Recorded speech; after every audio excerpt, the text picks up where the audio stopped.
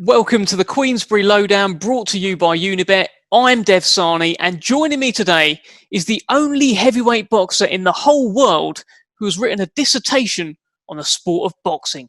It's David Adeleye. How you doing, mate? Good. Can't complain. How are you? I'm okay. I'm not sure if that's factually correct, what I said about you being the only heavyweight boxer in the world to have done a dissertation on boxing, but it probably is, isn't it? Well, I'm the best boxer in the world to do a dissertation. That's the main thing. So that's what matters. True. So tell me about that. What did you write about? You know, does the sport of boxing? My actual question was, does the sport of boxing help? Like youths, and does it change the way we grow up? So I just did a lot of research and going back in the day into, the US market, the UK market, and seeing how boxers changed a lot of lives and how it's changed as a sport as a whole. The ins and outs as well. So what was the final sort of conclusion? I'd imagine you did, I don't know, what was it, 10,000 words, 30,000 words? How many words was it? 10. So you did 10,000 words. What was your sort of final conclusion on boxing, sign off? Boxing's a nitty-gritty game. It's not an easy game, so it's more just got to enjoy it whilst you can and leave whilst you can. A lot of people don't leave with their faculties, and I think the main thing is also leaving healthy. And so you got to learn this as well. You got to learn the game, because business is a whole different sport. And in the box world, boxing's boxing, or business is business. It's how you look after yourself outside the ring as well. It's very important. It sounds like you're sort of like a future Frank Warren in that sense, doing all the business side as well. Yeah, you could say that. You never know. I mean, right now I'm focusing on the fight. In 10, 15 years' time, my perspective might change. Yeah, who knows? Now, when I reached out to you for an interview, you said to me, I already know what you're going to ask me. So come on then, Big D. What was it I was going to ask you? I know you're going to ask me. You're going to ask me what the two fighters I've been in the ring with, and who fights, who's better, and what I've, whatnot. But I'm sitting on the fence, I haven't even pressed you yet, and there you are, sat on the fence. I haven't even asked you the question yet, mate. Listen, I've been looking on Instagram. Obviously, I see one week you're popping up with Tyson Fury. You've done plenty of rounds with. You helped him ahead of the Wilder fight, and then last week I saw you pop up on Anthony Joshua's Instagram feed, and you're sparring with him. You've got a foot in both camps. What's that like? Good, a good experience, especially when you mix it with the people at the very top of the tree. You get to have a better understanding of how the sport works. When I get to a certain level, when I'm doing my camps, I know how I want them to run, being in them for so long. And so I think, I'll be more of a sponge. I'll just go in there, soaking it all up, listening rather than talking, and just seeing how they operate at that level.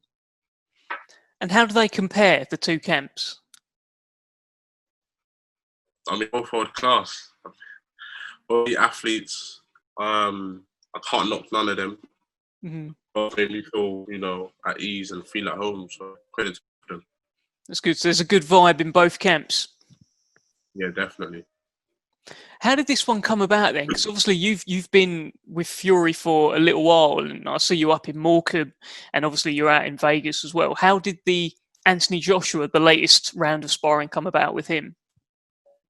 It was meant to be sparring from a while back, but I just whenever somebody from his management team got in touch with me, and then I just put him in touch with my management, and they just sorted everything, and just said they'd love to see me, get some work in with him and get some rounds. So that's exactly what we did. It was good rounds, not really complaining. Man, you got the two guys that are best in the world, and you got me starting off my career. So I think there's a few steps between me and them. So. And do they ask about each other? None of them. Joshua never said nothing about Tyson. Tyson never said nothing to Joshua. Mm-hmm. Just both focused on themselves. So, as you say, you've been a sponge then. We've seen over the years, like, the current generation of heavyweights, the Fury, Joshua, even like Dillian Whyte, you've seen in previous years, they'd been in Camp Klitschko and soaked up all of that knowledge. So it's sort of the next generation's all coming through, isn't it? Yeah, exactly that. I was thinking it's the exact same thing. You got me, obviously, the next generation. the next batch sort of young heavyweights coming through now. In a few years' time, there'll be heavyweights that I'll probably be bringing into camp that are fresh, young and raw, and they'll be obviously learning from my sort of setup. So it's not just, it's obviously not just Joshua and Fury you've been with over the years. I mean, I saw it back in July, and probably more recently than that as well. You've been in with Daniel Dubois as well. There was a photo that went out, and it looked like neither of you wanted that photo to be taken. You were both facing the camera like this. But I know you've been in with everyone, like David Hay. Tell me this, right? Who's hit you the hardest? All of them. I mean, heavyweights, don't they? I mean, we all bang. Once you get to a certain, I forgot who was saying it, but once you get to a certain weight, everyone bangs. It doesn't really matter anymore. So I don't really get there with the whole sort of person who hits the hardest. I just go in there just trying to, But yeah, when all of these heavyweights, they bang, to be fair. Mm-hmm. Yeah, so. That's it, heavyweight boxing, isn't it? Heavyweight boxing, everyone's got a punch. But I remember you saying after you sparred Fury in Vegas, and he hit you with a 1-2, and you were like, all right, and you got a little bit peed off about it. Was there a similar experience with Anthony Joshua? Joshua's got a good right hand. That's what I've got to give him. He's got a good right hand. And, nobody's going to want to sit in front of him when he's throwing his right hand. So it's just about, boxing, letting him taste your own shots as well, and just trying to mix it. And, yeah, he's a big boy. He's obviously, God knows how much he weighs and whatnot, but yeah, he's a unit. The same thing with Tyson. I mean, Tyson hits. A lot of people don't realise Tyson actually hits hard. He hits harder than people expect. I think because he's known for having such a high boxing IQ, they just disregard the power. But he's obviously got power. So, and obviously with AJ, the guy's got power. I mean, his resume says it for itself. Tyson's got obviously this. You talk about he's got power. People don't expect him to have power. He's just knocked out Deontay Wilder. I don't think Deontay Wilder was expecting that. Who for you hit harder out of the two? You're really trying to get an answer out of me. I mean, I don't know. Look, when they make that fight happens, I'm going to be watching as a fan. I'm not going to give an opinion on it. I just watch it as a fan and sit back and enjoy the show. I hear you, Big D. You've not budged from that fence. I see you. Let's talk about you then. 2 lockdown knockouts since you've been back. How do you reflect on them? You happy with how things are going? Yeah, I can't complain. My craft. There's a different sort of process behind closed doors, no crowd. I came to amateur not long ago, so for me, it's not really a big deal. I was used to these venues with 30,000, 40,000 people in it. The Wembley Stadium with 90,000 people in it. For me, it's all right. But also at this young age, it's just about staying active. But in terms of my performance as well, I suppose you're never going to go to a fight thinking you've done everything. But I hit them both on the chin and they both knew about it. So, I can't complain, can I? You can't complain. They definitely knew about it. What was it like hearing those shots? Because I know you like hurting people, right? I just know you do. I can see that in your eyes as well. What was it like hearing it with small gloves and no one else there? You know what? Going into this fight, I didn't think nothing of it. Just went in there, let my hands go, and then it's only when you hear it back, you're like, damn, it's loud. But yeah, it's goddamn loud in there. It's like the drums. Well, I think BT Sport put out a video of, it was one of the fights. It might have been the last one, and they said it sounded like a car backfiring, and it's done very well online. Yeah, I think you know what? I was saying it to somebody before. When it comes to this online stuff, I never really pay no attention to it. But a lot of people were calling me, giving me an update of like, you seen the videos online, and I looked back on it, and I couldn't stop laughing. So yeah, I couldn't complain. Can't complain. Did I see you're going to be in this computer game? Is that right? Yeah. How's that? How does that all going? It's all right, to be fair. I had to go up Sheffield and get my body scanned and whatnot. Hundreds of pictures of like every single centimetre of body part. I'm more fascinated to see what I'm going to look like in a computer version. I got tattoos and whatnot, so they say that the tattoos come exactly the way they are in real life. So, I'm humbled. I'm so early in my career, and I got all of these opportunities coming my way. So, I'm humbled. I stay grounded and I stay tunnel vision. And I got to remember, you know, it's boxing that gets me to these places. So I've got to stay to what I'm doing in the ring. That's good. I'm looking forward to that game coming out because I've seen like the graphics. They've done some stills that they've been putting out on Twitter and that. It looks unreal. They had like Conor Benn in it, and he just looked like Conor Benn. Yeah, very sick. And the last time a boxing game came out was 2011. So a lot of people are just waiting to see what sort of fighters are in the game. So yeah, man, it's so good. It's so good. Let's talk about the heavyweight division now. In the Queensberry stable, a few weeks back, Nathan Gorman made a comeback. His first fight since the Daniel Dubois loss. He took on the Ghanaian, the crazy Ghanaian that is Richard Lartey, and he sort of tamed him over 12 rounds. Well, it might have been 10 rounds. Did you see it? What did you think? Yeah, I watched the fight. You know, it was fantastic, boring to watch. But I guess Nathan did what he had to do. Nathan's better than a lot of people think. But yeah, man. Obviously, watching from a fan's perspective, it was boring. But yeah, you got the win, and on to the next Nathan. You put out a tweet that night. Now, you said to me earlier, I'm not really big on the social media or anything. All right, and maybe I've put two and two together here. But you put out a tweet and you said some of these heavyweights are just good at eating, nothing else. Who was that aimed at, David? I mean, listen, a lot of the heavyweights nowadays don't look the part. Do you know what I mean? They're just heavyweights because they just step the scales and they eat X amount of stone and it's like, I'm a heavyweight. I feel a lot of people are joining the heavyweight scene now because they're just big. They don't realise how hard it is, you know, and the training that goes behind it. But you got people like me that get on the scales, not as heavy as them, but way more athletic, bang harder than the majority of them. You know, you can see eating is not my downfall. So, hey, I'll let you guys be the judge. I'm looking at some of these numbers and the way these guys look in their shorts, and it's like, damn, you guys don't look like athletes at all. You say that, but and I think a lot of people share that view. But then Joshua versus Ruiz 1 just sort of ruined everything. It just means you can be fat and be the world heavyweight champ. No doubt. Don't get me wrong. You know, I know it comes down to genes as well. Genetics plays a big part. You got some guys that train as hard as a lot of these others, and they can just never get shape. I understand that. At the same time, you know, I mean, Ruiz is Ruiz. That's his weight. When he's training, when he's not training. You've got other fighters, when you see them training, and in the next fight, they don't look the exact same way. And it's like, well, what are you doing? You know, and how do you put on something within a certain amount of period? I mean, obviously it's hard. For me, I could be out of the gym for God knows how long, and I don't think the weight will fluctuate that much. And people say you're a small heavyweight. I saw the picture of you and Anthony Joshua the other day. You didn't look that much smaller than him. There was like, you two were the big guys. So you're not that small a heavyweight, are you? It's funny. This is what I mean. People say I'm a small heavyweight because of the numbers on the scales. These fellas walk past me and be like, I'm a unit. It makes no sense. I mean, if I looked the exact same way I did now and I jumped on the scales and I was 19 stone, they wouldn't say I'm a small heavyweight. You know, just because they got on the scales and see 16 stone or, you know, like 15-9, think, oh, wait, he's a small heavyweight.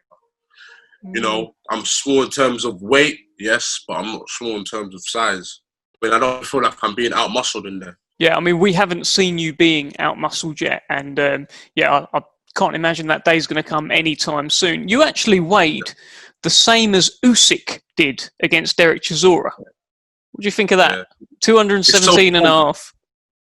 The fight on the weekend, I saw weights, and I looked and I thought, it's my weight. And, yeah, I mean, Usyk's strength is nowhere near mine. I mean, if I was to throw, we'll probably fall out the ring.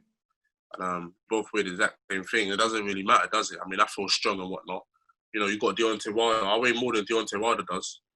And I mean, up until Tyson got in there with him, you could see what Wilder was doing to half these heavyweights. What did you think of Usyk? How do you think he's going to get on in the heavyweight division? Struggle. We'll struggle a lot. I mean, it's a different ball game, isn't it? Someone like me, I think, because I've been doing the heavyweight game for so long, I just kind of know what I'm up against and I know what I'm dealing with. And I like to just show people I'm just as strong as them. Usyk was obviously used to he did super heavyweights and amateurs and that, but obviously he done a lot of fights at cruiserweight. But when he steps up, it's gonna be different. I mean, he'll struggle with a lot of fellas. I think he'll struggle with someone like myself. Obviously, I just started the game. I'm not gonna start calling nobody out and whatnot. But I mean, if they give me that fight, I wouldn't doubt myself. I think anyone could give you any fight and you wouldn't doubt yourself, let alone a small heavyweight like Usyk. That's facts. Like I said, only heavyweights, I'll put in their own brands, Anthony Joshua and Tyson Fury. Everyone else, you know what I mean? Joshua and Fury is there, and then below them, we've got a load of hungry heavyweights trying to chase them belts. What do you think is going to happen with this British title? Because right now, Daniel Dubois is the British champion. The winner of Dubois-Joyce is probably expected to vacate because they'll be in a great position in the world picture. So that belt becomes vacant, you would think. There's been talk, I'm hearing people say things like, we'd like to see Fabio Wardley in against Dave Allen for the British title. But I'm thinking, what about the likes of Nathan Gorman? What about the likes of David Adeleye? How far away are you from a British title shot in your eyes? In my eyes, I'll take the British title fight now. I mean, the guys you're mentioning, I'll beat pillar to post. You know, whether that sounds rude, cocky, arrogant, it is what it is. I mean, but I leave that to, obviously I got management. I leave that to my agent. I leave that to the promoter. But yeah, I mean, if that fight gets put in front of me, I'm taking it with both hands. And trust me, I'll do the business. I'll be the new British champion in no time if they give me that fight. I think you becoming the British champion is inevitable. I think that's on your route. It's just a case of how quickly you'll progress. It's only 3 fights at the moment, but it will be interesting to see. No doubt. I mean, like I said, you know, that's a good fight between Dubois and Joyce. After they vacate, it's going to be interesting to see who fights for it. You know, 12, 18 months' time, you know, the scene will be different, and we'll just see. I'm climbing up the ladders. We're just starting to, you know, chip away at these heavyweights slowly but surely. And yeah, we're going from there. You mentioned Deontay Wilder earlier. What did you think of his comments regarding like spiked water, tampered gloves, floppy gloves, and all this and all that, and his trainer being against him? What do you make of it all? Not a good sportsman. You know, you got to be humble in victory. You got to be humble in defeat. You know, because be a man. You know, if you lost, you lost. It's as simple as that. I mean, we saw it. Tyson put hands on him, beat the brakes off him literally, and I mean, that's it. It's as simple as that. You got some items. I mean, this is what I mean. Boxing is different. I mean, when I was watching boxing, I was looking at the likes of the Mike Tysons, the Roy Jones Juniors, the Muhammad Ali's, the George Foremans, and none of them were tied on the end. You know, they all took risks. Around the Holyfield, they all took risks. And you lose, come back, fight again. Wilder's obviously taking this loss. Like, I don't know. I mean, he should have just took it on the chin, you know, come back to the drawing board and then start to train and come back again. But do you think this is the mentality of a fighter, though? Because when he's talking about this stuff, this outrageous stuff, it really sounds like he believes it. And it feels like if a fighter loses, they have to find a way to explain to themselves why they've lost. You've even seen Lomachenko in recent weeks. The day after he lost, he's posting up pictures in hospital with like his shoulder all mashed up. It seems to be what fighters do. It's weird. I mean, I know maybe my mentality is different. You know, my main priority is just making sure that I perform. You know, as long as I believe in myself and I try everything I try, then it's as simple as that. And like, it goes back to that saying that I always say, I'd rather wake up sore, not sorry. Yeah, that's the one. So tell me, I don't think we've had fight news on you yet, but I guess you're going to be out this year? I'm out this month. Yeah, we had 16 British opponents pull out. Oh. And all 30 opponents total pull out. How many? 30? 30 over 30 opponents pulled out and British opponents. Yeah, I'll be fighting though, definitely this month. Fighting is coming soon. All right, cool. Looking forward to it. David, anything else you want to add? Big D, anything else you want to tell the fans watching this? No, just stay tuned. And like I said, I'm waiting on my turn. I'm going to do what I'm doing at the back. I let these guys, have what they want to do at the front. And when the timing's right, I'll just start to come through. I just wait my turn. And when I'm there, I'm there. You can't beat God's timing. Well said. David Adeleye, thank you very much for joining me. And looking forward to fight news. Look at that. Look at, goodness me, this vest as well. What would happen if I wore a vest? I would show you up, Big D. I would show you up. I wouldn't really. See you later, mate. Thanks for joining me. Thank you.